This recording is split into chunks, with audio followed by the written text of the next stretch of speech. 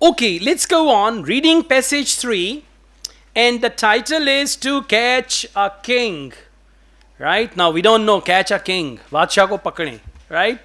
Then we read the subtitle. Anna. Anarchy reviews Charles Spencer's book about the hunt for King Charles II during the English Civil War of the 17th century. Now, there is a book, Hunt for King Charles II, during the English Civil War. Civil War is when people start fighting.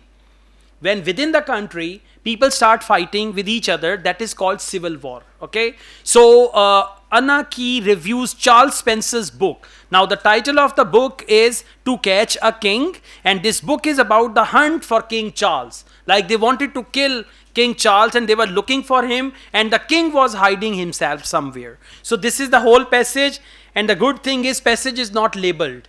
There is no A, B, C, D. It means all type A questions. Alright, questions 27 to 31. Summary completion with a box. Now what will you do? First you will find a word in the passage, then you will find the synonym of that word in the box, and then you will label it A, B, C, D, E, F. Next 32 to 35, yes, no, not given.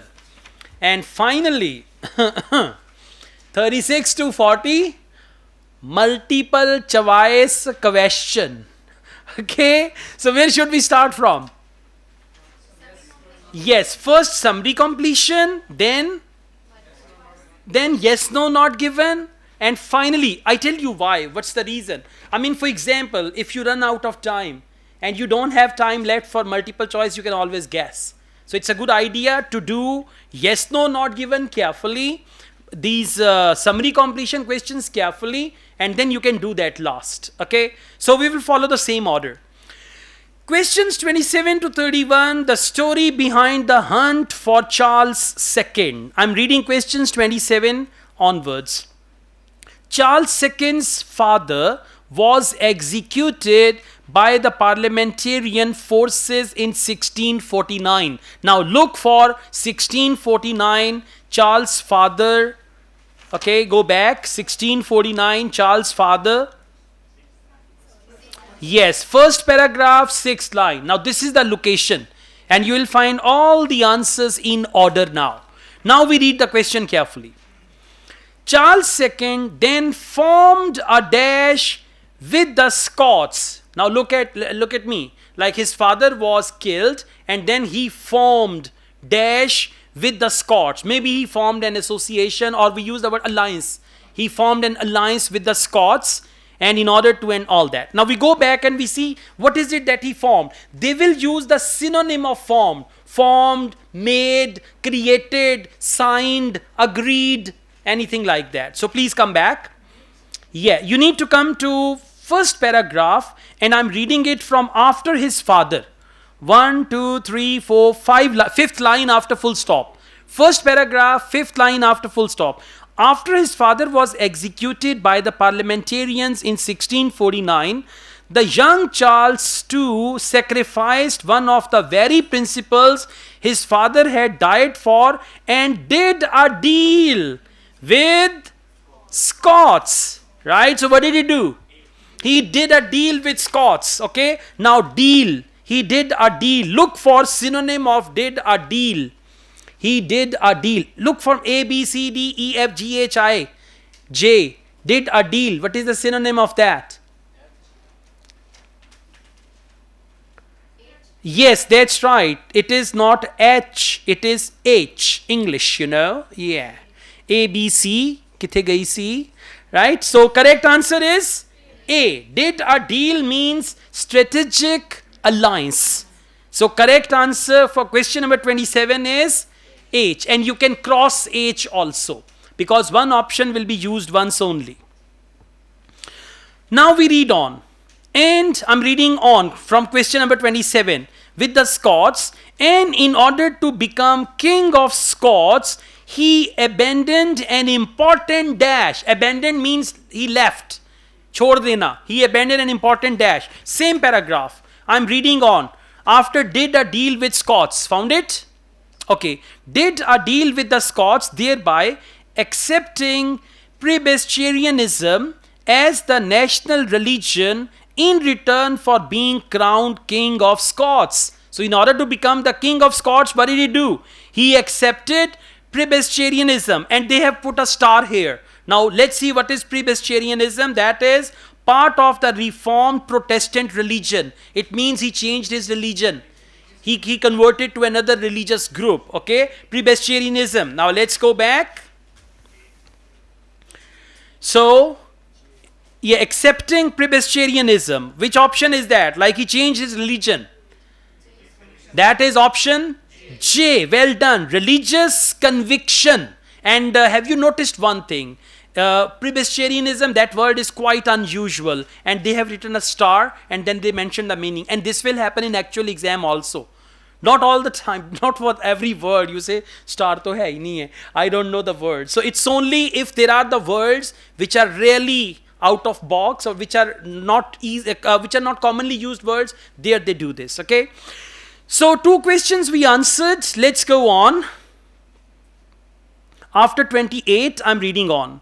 Presbyterianism that was held by his father and had contributed to his father's death. Okay. The opposing sides then met outside Worcester in 1651. Now that is your clue word. Worcester, 1651. The battle led to a dash. Battle led to something. Right? I mean the battle caused something and it led to something. So let's go back and we look for this 1651. Found it? Okay. Now we are going to see battle led to what? This is what we are going to find. So I'm reading this paragraph from, can you see the word? His arrival in Edinburgh prompted. Okay, I'm reading from here. Otherwise you will not understand. His arrival in Edinburgh. Actually this word is Edinburgh. People read it as Edinburgh. It's not Edinburgh, it's Edinburgh. Edinburgh, Scottish English. I had a Scottish student once. She used to learn Urdu from me. So she told me this, it's not Edinburgh, it's Edinburgh. Edinburgh. Scottish English is very tough, difficult to understand. Okay, his arrival in Edinburgh prompted the English parliamentary army to invade Scotland in a preemptive strike. This was followed by a Scottish invasion of England. Now, this was followed by a Scottish invasion in England. The 2 sides finally faced one another at Worcester in the west of England in 1651. After being comprehensively defeated on the meadows outside the city by the parliamentarian army, the 21-year-old king found himself the subject of a national manhunt with a huge sum. Let's come back. The battle led to, okay, what was the result of the battle? Defeat, exactly. The battle led to defeat. So please read again, come back. They mentioned here in which in preemptive strike, this was followed by a Scottish invasion of England. The 2 sides finally faced one another at this after being comprehensively defeated. So what happened after the war? They were defeated. Now let's find something that is for comprehensively defeated. Okay, listen. When one party is going to get the defeat, other party is going to win. Now you need to read the question. Okay. The battle led to a dash for the parliamentarians. Who was defeated? Charles was defeated and parliamentarians, they got victory. You need to understand that. Okay. So what will be the answer? Paragraph F, decisive victory, because Charles was defeated completely. So when one party was defeated, other party got victory. Okay. So correct answer is F, and you're going to cross that also. And Charles had to flee. Flee means to run away. Okay. Charles had to flee for his life. A dash was offered for Charles' capture. You know, we offer prize or money or anything. A dash was offered for Charles' capture. Now come back. I'm reading it from 21-year-old king. Same paragraph. Look for 21-year-old king. Found it? Okay. 21-year-old king found himself the subject of a national manhunt with a huge sum offered for his capture. So what was there? Huge sum. Now let's see what is the word for huge sum. Yes, that's right. Huge sum, and the synonym is large reward. Like Americans, they had this huge sum on Osama bin Laden's capture. So the word is large reward. So correct answer for question number 30 is B. And you will cross B as well from the list. Okay, let's go on. Last question, 31. Charles capture, but after 6 weeks spent in hiding, he eventually managed to reach the dash of continental Europe. Now a place, a location in continental Europe where he reached after 6 weeks. So go back, same paragraph. After 6 weeks, he managed to reach, right? I'm reading it from 6 weeks. Have you found it? Yes. Please follow me. Over the following 6 weeks, he managed through a series of heart-poundingly close escapes to evade the parliamentarian before seeking refuge in France, right? And then they say for the next 9 years and all that. So seeking refuge in France. And what is the question? The question is he eventually managed to reach the dash of continental Europe. Now, by the way, what is France? Where is France? Europe. Okay, so that is in continental Europe. So for continental Europe, they use the word France. And what is the answer? Yeah, he was seeking refuge. Now, seeking refuge. What is the synonym of seeking refuge? That is option D. Relative safety. Relative safety and seeking refuge. Okay? Let's pray one day the politicians of our country will seek refuge in a foreign country. Yeah. Ameen. Summa ameen. Okay. All right. All clear? This one is clear? Now we go on. Question number 32 to 35. Yes, no, not given. The common mistake the students do in yes, no, they write true, false. So be very careful. If you write true, false, your answers will be wrong 200%. Keep that in mind. Okay. The method is same as we did true, false, not given. We do yes, no, not given. Questions and answers are in order. Now, question number 32. Charles chose Pepys. Now, Peppy is clue word. Charles chose Peppy. Peppy is with capital P. It's the name. Charles chose Peppy for the task because he considered him. He means Charles. Him means Peppy. Okay, not Papi. Peppy. Okay, yeah. Charles chose Peppy for the task because he considered him to be trustworthy. Now, if Peppy was trustworthy for Charles, answer is yes. If he chose him for another reason, not trustworthy, another reason, because he was active or he was something like that, he was popular, not trustworthy, then answer is false. And if they don't tell us the reason, like what he considered him, then answer is not given. Now let's look for Charles and Peppy. First, title page, second column. Okay, title page of the passage, second column. Can you see the word Samuel Peppy? Now I'm reading from here. With the writer and diarist Samuel Peppy, his intention when asking Peppy to commit his story to paper was to ensure that this most extraordinary episode was never forgotten. Over 2-3 hours sitting, the king related to him in great detail his personal recollections of the 6 weeks he had spent as a fugitive. As the king and secretary settled down, seen? Not given. They did not mention that he chose him because he was trustworthy or any other quality. Okay, so correct answer for 32 is not given. Why not given? He considered him to be trustworthy. There is no mention. And they did not mention that he considered him to be something else other than trustworthy. Question number 33. Charles' personal recollection of the escape lacked sufficient detail. Now underline the word lacked sufficient detail. And look here. If there is a lot of detail, answer is false. If there is little detail, no detail, or he did not express the details, then answer is yes. If there is no detail, then answer is yes. And if they don't mention whether it lacked detail or it did not lack detail, then answer is not given. Now we go back.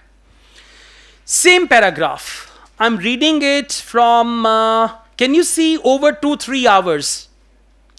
Please follow me now. Second column, first paragraph. Over 2-3 hours sitting, the king related to him in great detail. The king related to him in great detail his personal recollections. Great detail. What is the question? Lacked sufficient detail. No. No. Not false. Okay? Yeah. It's yes, no, not given. I told you it's a very, very common mistake. So answer is no.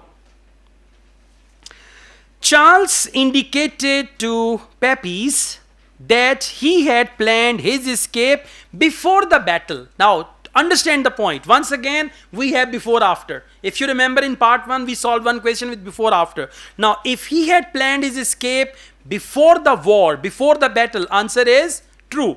If he planned his escape after the battle, answer is no. And if they don't tell us before or after, then answer is not given. So please come back. Same paragraph, fourth last line. After the battle, and I'm reading it from Charles commended his story. Found it? Same paragraph, fourth last line. Charles commenced his story after the battle was so absolutely lost as to be beyond hope of recovery. I began to think of the best way of saving myself. So he did it after losing the battle, not before that. What is the question? Charles indicated to Pepys that he had planned his escape before the battle? No. After losing the battle. So answer is no. Question number 35. Inclusion of Charles's account is a positive aspect of the book. Now, account means story.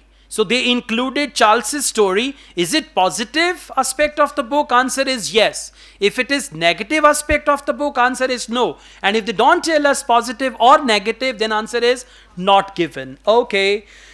Now you will have to jump. Look for the word Charles's account in the book. Charles's account in the book.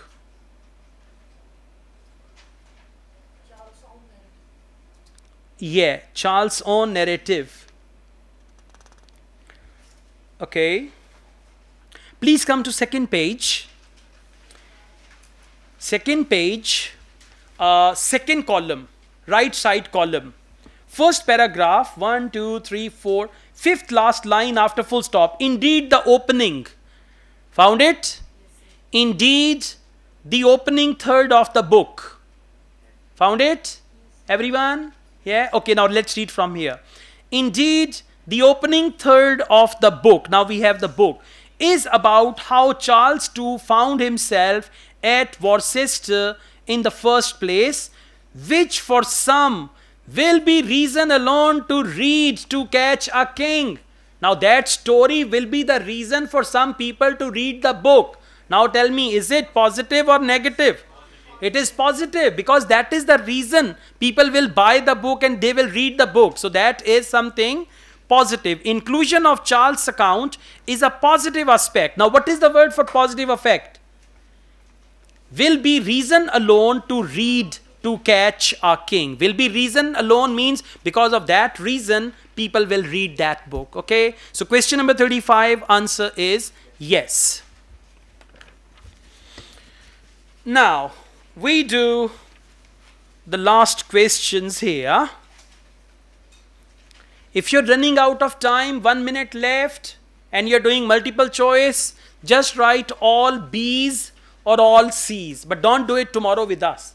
Yeah, he's looking at me. Once I told this thing that in true, false, not given, if you don't understand, write all true or write all false, at least your 2 to 3 answers will be correct. Next day we had the mock test. Everybody wrote all true and all false. So that's why he's looking at me like this. So don't do it now, but in actual exam, if you are rushing and time is just 2 minutes left, true, false, not given is left, write all true out of 5, 2 answers will be correct. Okay, write all false, out of 5, 2 answers will be correct, but the frequency of not given is less.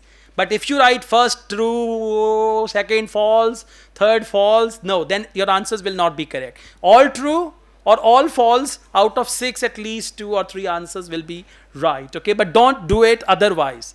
Okay, you say, sir has given me a hack. This is not a hack. This is only in case of emergency. Like, you have to open a small parachute. When your big parachute is not working, then this is the small parachute. Okay, now we do multiple choice questions, and the best strategy to deal with multiple choice questions is elimination. Eliminate the wrong option. First thing is you read the question and you find the location in the passage where there is the answer. Then you find the answer to that question, and after that you will match that answer which you found in the passage with options A, B, C, D, and eliminate wrong options. In the first go, try to eliminate at least 2 wrong options, and then you will have 50-50, so you can just do it. Question number 36. What is the reviewer's main purpose in the first paragraph? They are so dayalu. They have told us first paragraph. Now let's go on. Reviewer is the writer who has written this review. What is the main purpose of the reviewer? So we go to first paragraph. Question is, what is the reviewer's main purpose in first paragraph? So we read first paragraph already. Let's just go through it quickly, and it's a long paragraph, yeah? Okay, so let's start from the beginning, right? We're just going to go through that. Charles Spencer's latest book, To Catch a King, tells us the story of the hunt for King Charles II in the 6 weeks after his resounding defeat at the Battle of Worcester in September 1651, and what a story it is after his father was executed and all these things we read already, okay? And he changed his religion and all that, okay? Now let's go back and we see if we could find, because we've read it already. He changed his religion and then he decided to escape after 6 weeks and all that. So what is the reviewer's main purpose in the first paragraph? Option A, to describe what happened during the Battle of Worcester. He did not describe. He mentioned Worcester War, but he did not describe in detail what happened. A is gone. Option B, to give an account of the circumstances leading to Charles II's escape. Maybe, because he was defeated, and then they put a sum of money, right? And then he. Option C, provide details of parliamentarians' political views. Not mentioned. Option D, compare Charles II's beliefs with those of his father. No, listen, they did not compare. They only said he broke the principle of his father, but they did not compare the belief of his father, what his father's belief was and what his belief was. So correct answer is option B, to give an account of the circumstances leading to Charles II's escape. And what were those circumstances? He changed his religion, he was defeated in the war, there was sum on him for his capture. These were the circumstances, and that's why he decided to escape. So 36, correct answer is B. 37. Why does the reviewer include examples of fugitive behavior in the third paragraph? Now, what is the reason? Why does the writer include the examples of fugitive behavior in the third paragraph? Please come to third paragraph. Fugitive behavior. Okay, first, second, and third. Right side column, last paragraph. One of the joys of Spencer's book. Found it? Now we read from here. Everybody there?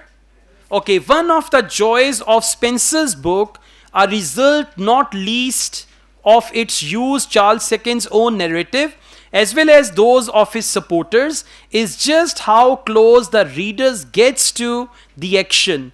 The day-by-day retelling of the fugitives' doings provides delicious detail and cutting of the king's long hair with agricultural shears, the use of walnut leaves to dye his pale skin, and the day Charles spent lying on a branch of the great oak tree in Boscobel Wood and all that. So they are telling all these details. Now let's see what is the question. Why does the reviewer include examples of fugitive behavior? Now what is fugitive behavior? They cut his hair, right? Then they tanned his skin, right? And he spent a night on tree and all that stuff. So why does the reviewer give all these details? Okay, let's just see. The day by day retelling, but what is the reason? Charles II's own narrative as well as those of his supporters, right? And detail, long hair, use of walnut, leaves to die and all that. Okay. Yeah, just we will go back to them, but let me just see why is he giving all these things. One of the joys of Spencer's book. Yeah, to just add some joy and all that. Now let's see. Okay, so we are going to go on. Option A. Explain how close Charles II came to losing his life. Maybe, but not exactly. That is only one example when he was on the tree and they were about to find him and all that. Option B.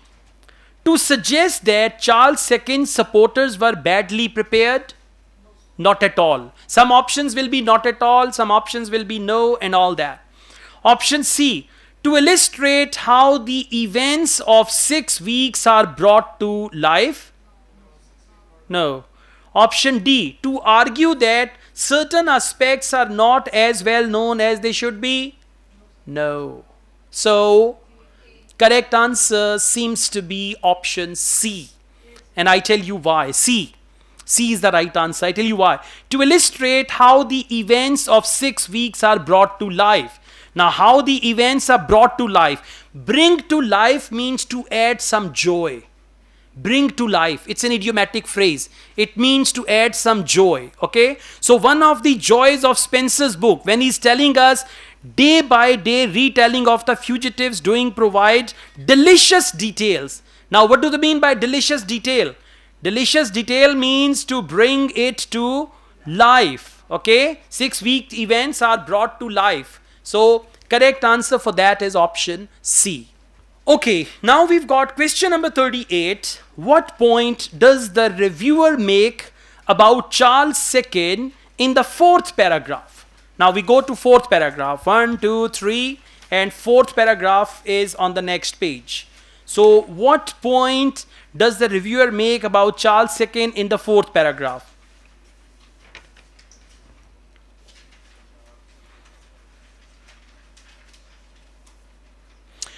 Okay, now let's see, we come to 4th paragraph. The word Charles is written so many times here. What we are going to do, we are going to come towards the conclusion. Why? Because usually when they come towards the conclusion of the paragraph, there they make their main point. And that is what our question is. What point does the reviewer make about Charles II in the 4th paragraph? So please come to 4th last line. It is hard to imagine. Found it? It is hard to imagine. 2nd page, 1st paragraph, 4th last line. It is hard to imagine. Got it? Okay, now let's read from here. It is hard to imagine many other kings marking the lowest point in their life. What is lowest point? It can be their defeat. Lowest point is when they are removed from power. Lowest point in their life so enthusiastically. Like he was escaping and there was money on his head, right? And he was so enthusiastic about it, or indeed pulling off such an escape in the first place. Now let's see, just keep the word enthusiastically. He had the lowest time. All right. Question number 38. So option A, he chose to celebrate what was essentially a defeat. Huh? Okay, option B. He misunderstood the motives of his opponents. No. Option C. He aimed to restore people's faith in monarchy. No. Option D. He was driven by a desire to be popular. Not at all. Correct answer is A. He chose to celebrate what was essentially a defeat. Come back. It is hard to imagine many other kings marking the lowest point. Lowest point means defeat, right? Essentially a defeat in their life so enthusiastically. And for enthusiastically, they use the word celebrate. Exactly. So correct answer is A for that. Question number 39. What does reviewers say about Charles Spencer in the fifth paragraph? Now we go to fifth paragraph. What does reviewers say about Charles Spencer in the fifth paragraph? Okay, fifth paragraph is actually the second last paragraph. So second last paragraph, I'm going to read it from the beginning. Charles Spencer, found it? Okay, Charles Spencer is the perfect person to pass the story on to a new generation. His spacey, readable prose steers deftly clear of modern idioms and elegantly brings to life the details of the great tale. He has even-handed sympathy for both the fugitive king and the fierce republican regime that hunted him. Now what did he do? He did justice. Like he has even-handed sympathy for both. Like when you are writing a story and there are two opponents and you show sympathy to both of them. Right? So what did he do? He has even-handed sympathy for both the fugitive king and the fierce republican regime that hunted him, and he succeeds in his desire to explore far more of the background of the story than previous books. So he took both sides. He did not say king was right or the people were wrong or people were right and king was wrong and all that. Now please come back. What does the reviewer say about Charles Spencer in fifth paragraph? Option A. His decision to write the book comes as a surprise. No. Option B. He takes an unbiased approach to the subject matter. Unbiased approach means he was not taking the side of the king or the people who wanted to kill him. So he had sympathies for both. So when you have sympathies for both, you are unbiased. That's right. B will be the right answer. Let's read C and D also. C. His descriptions of events would be better if they include more detail. No. Option D. He chooses language that is suitable for 21st century audience. Not mentioned. Question number 40. When the reviewer says the book doesn't quite hit the mark, she is making the point that. Now what is the point that Anna is making when she says the book doesn't quite hit the mark? So please come to last paragraph. Book doesn't quite hit the mark. Okay, I'm reading the last paragraph. Tantalizing question left in the end is that of what it all meant. Would Charles II have been a different king had these 6 weeks never happened? The days and nights spent in hiding must have affected him in some way. Did the need to assume disguise to survive on wit and charm alone, to use trickery and subterfuge to escape from tight corners help from him? This is one area where the book doesn't quite hit the mark. Means these details, like if these weeks did not come in his life, the king would be a different person. Because of all these things, she says the book doesn't quite hit the mark, means things are incomplete in the book, right? Now let's go back. Option A. It overlooks the impact of events on ordinary people. Not at all. They did not mention anything about ordinary people. Option B. It lacks an analysis of prevalent views of monarchy. Never. They did not mention. Now we've got two options. It omits any references to the deceit practiced by Charles II during his time in hiding. No. They say it omits any references to the deceit practiced by Charles II. They mentioned everything. He looked, his body was tanned, his hair was cut, and all that. Option D. It fails to address whether Charles II's experience had a lasting influence on him. This is the right answer. Now, what is the word lasting influence for him? If you come back, The tantalizing question left, I'm reading from the book, from the first paragraph, in the end is that of what it all meant. Would Charles II have been a different king had these 6 weeks never happened? The days and nights spent in hiding must have affected him in some way and all that. So this is, it fails to address whether Charles II experience had a lasting influence on him or not. Like, he's been through all these things. So did it have any lasting influence? Lasting influence means it continues with you all through your life. Now see, there's one journalist, before being arrested, he was without beard, and then he was arrested, and he was there for some time, and then he came out, he had long beard, and now those effects continue with him. So this is what they say, it fails to address whether Charles II's experience had a lasting influence on him. They did not mention whether this 6 weeks time had any influence on him in the later life or not.